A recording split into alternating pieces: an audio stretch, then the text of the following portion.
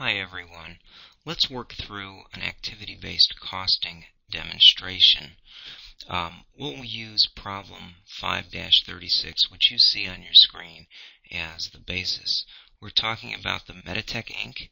company, and they make two medical devices, Medford and Prokel. And first we'll approach it from a traditional approach by applying overhead on the basis of direct labor hours.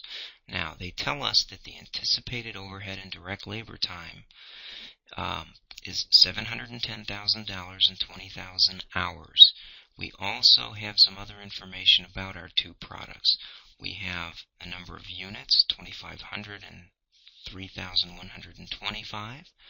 We know that direct material cost for Medform is $30 an hour, Prokel it's $45, and it takes 3 hours at, I'm going to assume that is the average labor cost for the plant, of $15 to make Medford, and it takes 4 hours to make the Prokel product. Okay, now they also know that they're anticipating that the $710,000 of overhead, and they've broken it down into their three activities.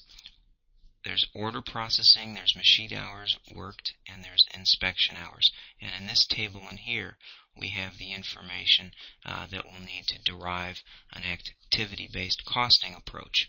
Now, management is concerned because they're seeing declining profitability despite an increase in sales. And what has them puzzled is that they've recently have put in some highly automated machinery, and they expected to see some significant operating efficiencies. Okay, now let's look at the first requirement and solve that.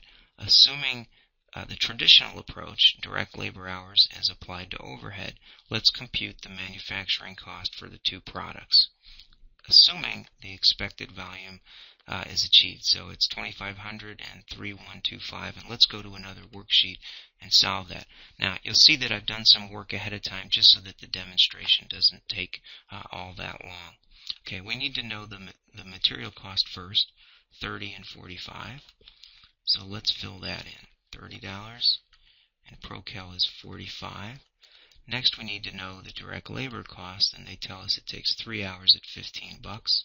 So we'll say equal 3 times 15 is 45.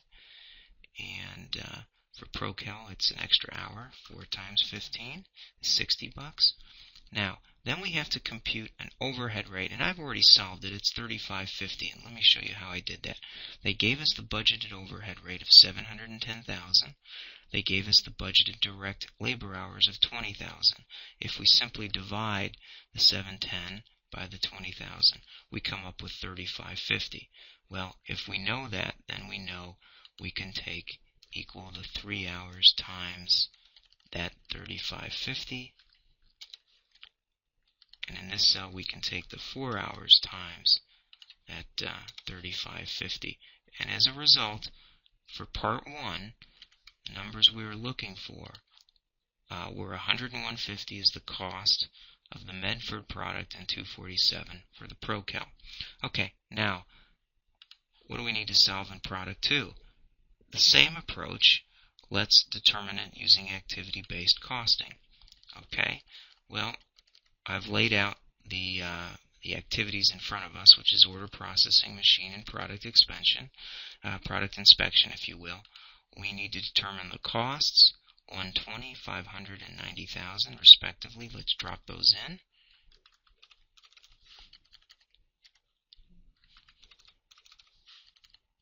And 90,000 is for product inspection. The activity cost driver is the number of orders, 650,000 and 15,000. Does that make sense? 600 orders.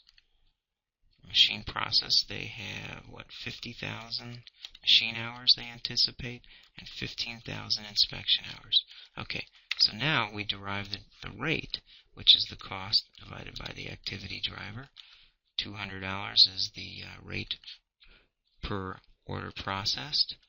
$10 is the machine processing cost per machine hour, and for inspection hour, it's $6 an hour. So that's part of part 2. Okay, now I've moved my my Excel spreadsheet down so that we have a little bit more room to work, the next part that we want to calculate is the overhead portion using these new rates. Okay, now we know there was 350 and 250 orders processed for Medford and Procal. So the Medford cost is going to be equal to that 350 times the $200. Let's take that times the 200. Okay, if I copy down, I get the cost for Procal, and then I can move it over and everything should just line up just fine, right? 250 orders processed times $200.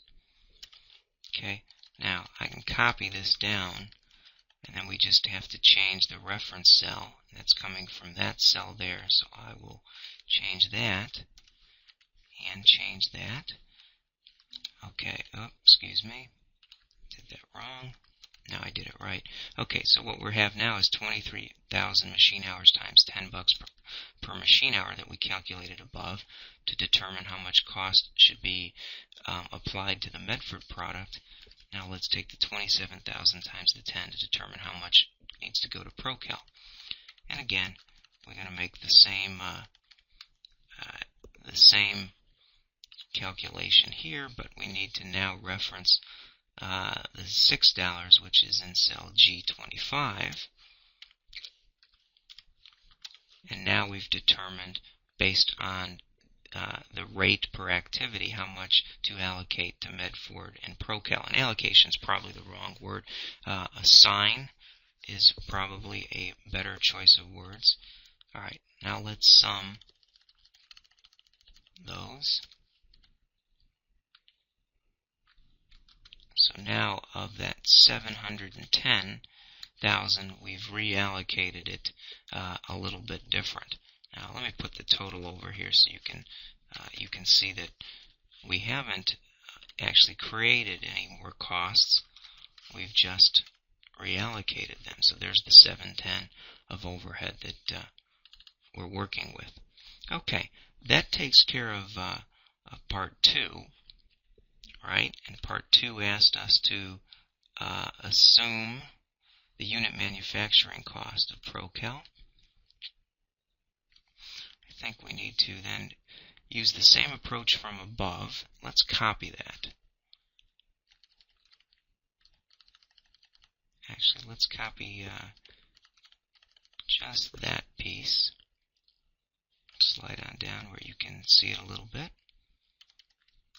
Okay, so the direct material doesn't change, and the direct labor doesn't change, but our overhead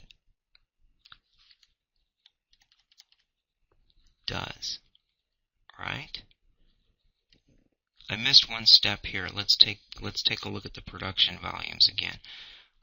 There was what, 2,500 units expected in 3125? Okay, so if we do that on a per unit basis, we'll take the cost divided by the units. And there's the two answers we need of the overhead. And this is actually just the overhead. So we'll say overhead cost per unit.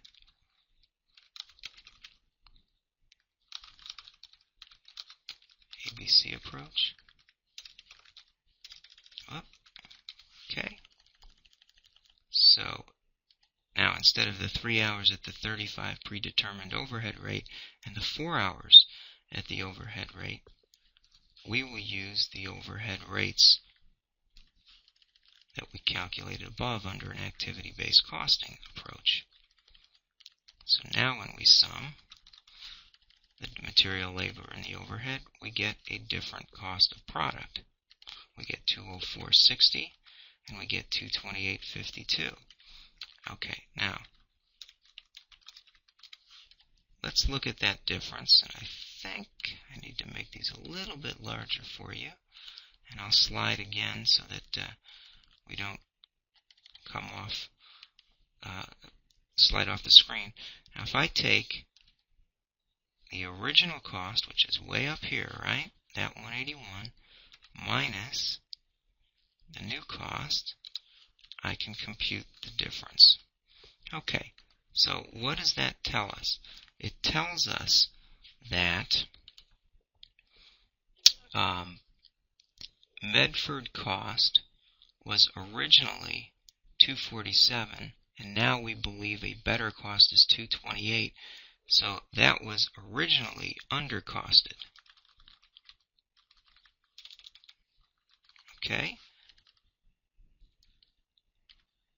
I meant the ProCal was 247.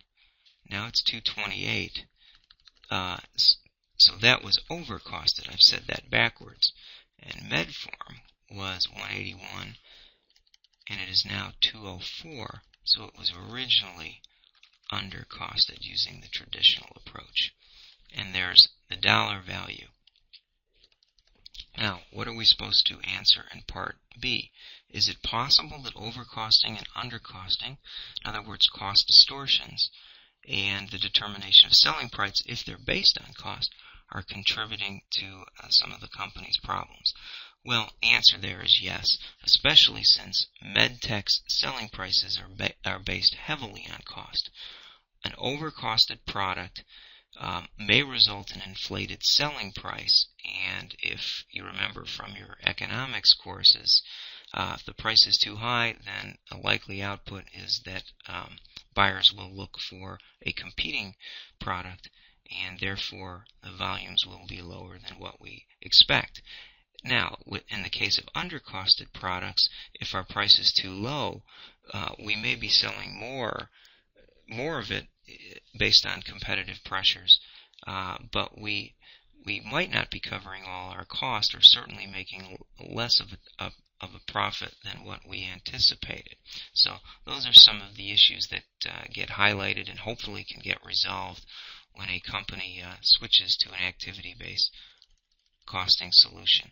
Okay, we've solved the problem, everyone. There's the lower half of it.